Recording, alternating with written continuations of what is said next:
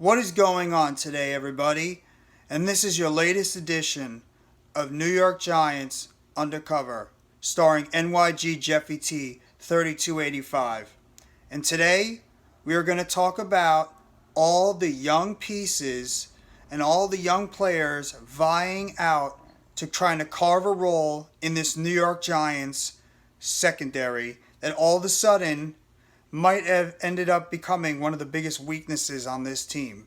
Not because these guys don't have the upside to be able to play, it's because there's a bunch of unproven young players that are going to get the opportunity to go out there and show not only the coaches on the New York Giants but the entire league what these kids can do.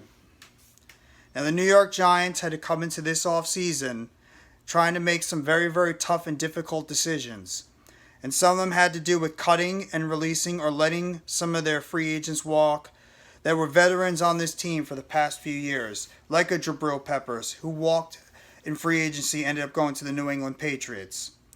Or a Logan Ryan, who they had to end up cutting because he just didn't fit what the coaching staff was looking for on defense, and who ended up signing with the Tampa Bay Bucks. Or just recently, a couple of days ago, where they had to let go of their veteran cornerback, James Bradbury, because the salaries just couldn't match up and they weren't able to find a trade partner. This leaves the door open for a lot of opportunities for some young players on this team to go out there and show these coaches what they can do.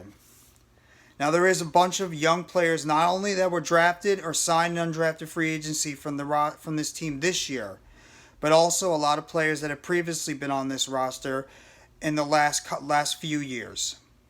Players like Darnay Holmes, who has been the slot cornerback for the New York Giants starting for the past couple of years.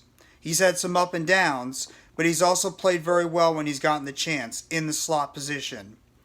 He fell a little bit out of favor with the coaching staff last year at the beginning of the season because they didn't think he fit the scheme, but towards the second half of the year when he got a chance to play, he was actually out there and making some plays for this defense. So he's a guy that'll have the opportunity to maybe lock up that slot cornerback position again. Or maybe an Aaron Robinson, who had a lot of upside coming into this season last year, but unfortunately suffered an injury in training camp and missed about half the season due to that leg injury that he suffered. So he didn't get a chance to see a lot of what he was capable of doing. But he's a player with a ton of upside, length, speed, lateral quickness to be out there and be able to either play the boundary cornerback, which the Giants are probably going to be leaning on him doing now, or even the slot cornerback position if they think that's where his skill set fits best. Or Rodarius Williams, who is a 6th-round pick, older brother of Greedy Williams, came into training camp, came into the preseason, even the regular season, showed some skills out there, played very well when he got the opportunity. But unfortunately, he suffered a torn ACL during the middle of the season last year and missed the rest of the season. Is a question mark coming into this season. We don't know where he is right now. Will Rodarius Williams be able to bounce back and come in here and show what he's got? In terms of the even the safety position, like a Julian Love.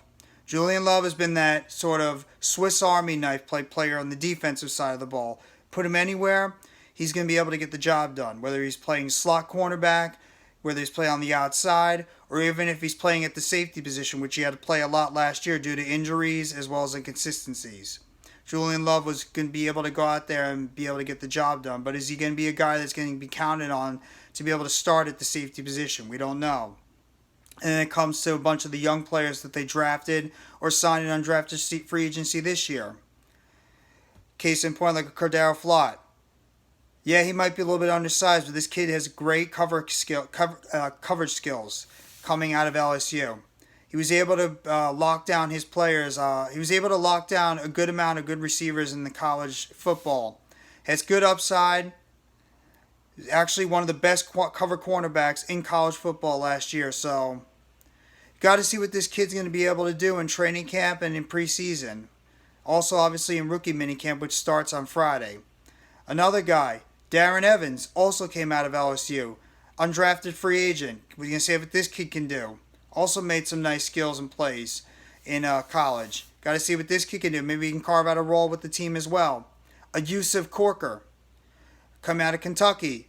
Versatile safety. Maybe he can come in and carve a role for the team as a backup reserve safety. And also at the same time, the kid we drafted out of UCLA, Dane Benton. Hard-hitting safety, can also come down to the line, maybe blitz off the edge, can also play as free safety if we need be. How is this kid going to look? Trey Thompson out of San Diego State, another kid with a lot of upside. Zybel coming out, another cornerback in drafted free agency. So you got a bunch of players that are going to have the opportunity now that there's no longer a James Bradbury, a Logan Ryan, a Jabril Peppers out there that are going to be taking up the time. A lot of these young players are going to get the opportunity to show what they can do. Are they going to be able to do it? That's the question right now. Xavier McKinney right now is locked into one of those safety positions. He looks like he's emerging as one of the best young safeties in the NFL. Got to see if he can stay healthy at the same time, but he's definitely emerging as one of the best safeties in the NFL. You still have Adoree Jackson as the lone veteran cornerback right now on this roster. Has gotten it done in the past. Still a very good cornerback, but he's got injury issues all over the place. So you got to see if he's going to be able to not only transition to that number one cornerback position, but at the same time be able to lead a bunch of these young kids. But there is talent in this secondary. That's no question at all. There is talent in this secondary right now to get the job done. The question is, will these kids be able to develop in time, because it's going to take some time? Will these kids be able to show what they can do, have the discipline and the back end of the secondary, be able to carve out a role not only on special teams, be able to have the discipline to learn the coaching, learn the schemes of Wink Martindale, and be able to cover enough, be able to, if need be, play on a one-on-one lone island at times, be able to cover their man enough, and not be able to allow their man to just shoot by them, and have the discipline to have one-on-one good coverage safe against the opposing wide receivers.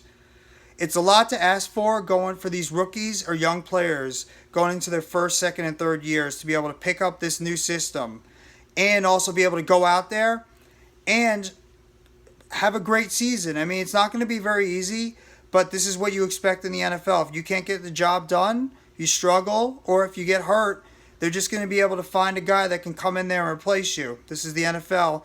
You don't get merits for what you did in previous years or what you've done in college or on previous teams. You got to come out there and you got to show what you can do. So the hope is that these young kids can come out there and do what they need to do to give a good impression to the coaching staff, and maybe surprisingly show that this secondary is not as young, as inexperienced, and this secondary can be a lot better than we think. Because we figure the pass rush is going to be a little bit better now with Kayvon Thibodeau is there, Azeez Ojulari, you have Leonard Williams, Dexter Lawrence. It's going to help out those young players in the secondary.